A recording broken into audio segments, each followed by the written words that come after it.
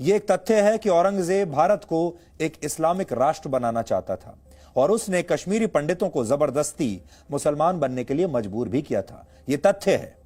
तब कश्मीरी पंडितों ने गुरु तेग बहादुर से मदद मांगी थी और गुरु तेग बहादुर ने उन्हें सुरक्षा का पूरा भरोसा दिया था। इस पर औरंगजेब ने गुरु तेग बहादुर को बंदी बना लिया और तरह तरह की यातनाएं दी। उनके शिष्यों को उनके सामने ही जिंदा जला दिया गया। गुरु तेग बहादुर को इस्लाम अपनाने के लिए कहा गया और गुरु तेग बहादुर ने जब इनकार कर दिया तो औरंगजेब ने उनका सिर कटवा दिया। और इसी बलिदान की याद में हर वर्ष शहीदी दिवस मनाया जाता है। जिस स्थान पर गुरु तेग बहादुर का शीश यानी सिर काटा गया था वही जगह दिल्ली में है और अब शीशगंज गुरुद्वारे के नाम से वो जगह जानी जाती है।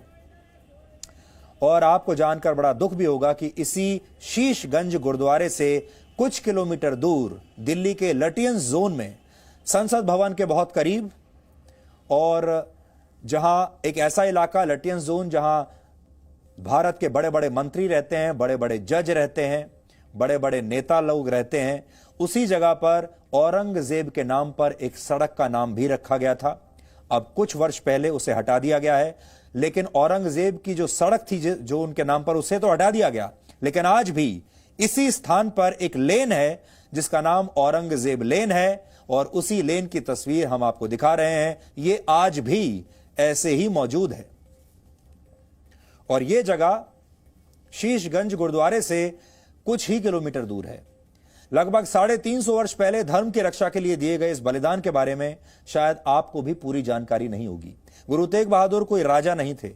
वो चाहते तो कश्मीरी पंडितों की मदद करने से इनकार भी कर सकते थे और अपनी जान बचा सकते थे, पर उन्होंने धर्म का मार्ग चुना क्योंकि उनका उपदेश था धर्म का मार्ग सत्य और विजय का मार्ग है। शहीदों की इसी परंपरा पर हमारे देश को गर्व है और होना भी चाहिए। हमें अपने असली नायकों को पहचानना चाहिए और उन्हीं का सम्मान करना चाहिए। यूनिवर्सिटी ऑफ कैलिफोर्निया में इतिहास के प्रोफेसर डॉक्टर नोएल किंग ने कहा था कि गुरु तेग बहादुर की शहादत दुनिया में मानव अधिकारों की रक्षा के लिए दिया गया पहला बलिदान था। अब आप सोचिए कि भारत में ही सिख धर्म की शुरुआत हुई और यहीं से इस धर्म को मानने वाले पूरी दुनिया में गए। हालांकि यहां के दरबारी इतिहासकारों ने गुरु तेग बहादुर की शहादत को भुला दिया, लेकिन सिख धर्म पर रिसर्च करने वाले अमेरिका के एक प्रोफेसर को उनके बारे में पूरी जानकारी थी और उन्होंने सब कुछ याद भी रखा। लेकिन गुरु तेग बहादुर सिखों के अकेले ऐसे गुरु नहीं थे जिनकी हत्या किसी क्रूर मुगल बादशाह के इशारे पर की गई हो। वर्ष 1606 में सिख धर्म के 5वें गुरु अर्जन देव सिंह जी की हत्या मुगल बादशाह जहांगीर के इशारे पर की गई थी। जहांगीर वो क्रूर शासक था जिसे हमारे देश के दरबारी इतिहासकारों ने बहुत धर्मनिरपेक्ष और दूसरे धर्मों का सम्मान करने वाला एक शासक बताया था। उसे बेहद न्यायप्रिय बताया गया।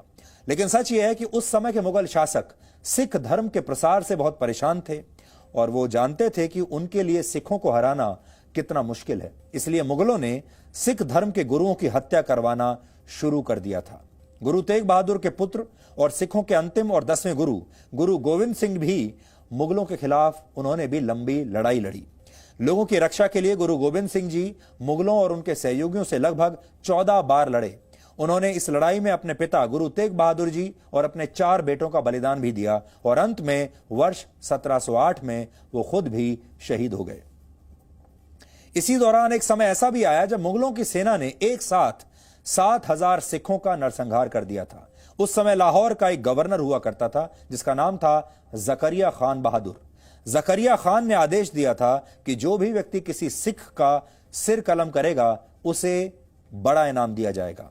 लेकिन यह सब आपने इतिहास की पुस्तकों में शायद कभी नहीं पढ़ा होगा। भारत की कुल आबादी में सिखों की हिस्सेदारी सिर्फ 2% है कहने को, लेकिन क्या आप जानते हैं कि जिन 121 देशभक्तों को ब्रिटिश सरकार ने स्वतंत्रता आंदोलन के दौर में फांसी की सजा दी, उनमें से 93 सिख थे।